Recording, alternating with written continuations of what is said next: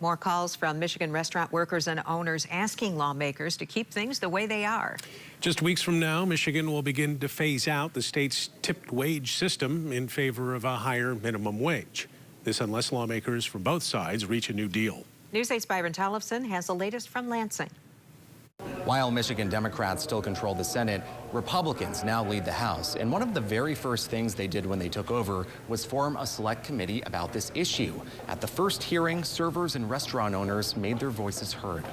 This is the life I have chosen for myself, and now with the tip credit being eliminated, my livelihood is at risk. With just over a month until Michigan begins to phase out the tipped wage credit and increase the minimum wage, some restaurant workers and employees are making another push, asking lawmakers to do something. My average is more than half of what they want to pay us at $15 an hour. $15 an hour after taxes is barely going to pay my mortgage. It's not going to pay for food. It's not going to pay for anything. February 21st, the state is also set to expand how much sick time that employers must provide. When Republicans officially took back the state house last week, they introduced bills making small businesses exempt from the sick time reforms and keeping the tipped wage in place.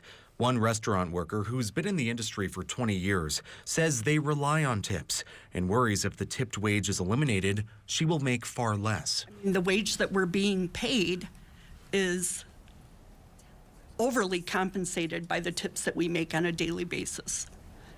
And I would appreciate it if we could just, if it's not broke, don't fix it. So let's just leave it alone. A Walker Cafe owner who also works as a server there says if lawmakers don't take action soon, she will have to raise prices. This is something that I don't want to do, but unfortunately, there's no other option. Either we add the fees and raise our prices, or we just close our doors. A former Michigan restaurant worker gave a different perspective, who's now part of One Fair Wage, a national group that gathered thousands of signatures and set these changes in motion, arguing that workers can't always count on tips to pay their bills. There are days where you walk out making $20. You can't force people to come into a restaurant. You can't force them to tip you appropriately. The co-owner of The Midden, a brewery in Grand Rapids, says his employees asked him to speak up because they're worried what will happen to their pay if the tipped wage goes away. I think the marketplace has already solved these compensation issues. Most servers I know make into the $30, $40 an hour range. And I think it's kind of a straw man argument. Unless Democrats and Republicans come to some compromise on this, the changes to the minimum wage as well as the required amount of sick time will go into effect February 21st. In Lansing, Byron Tollefson, News 8.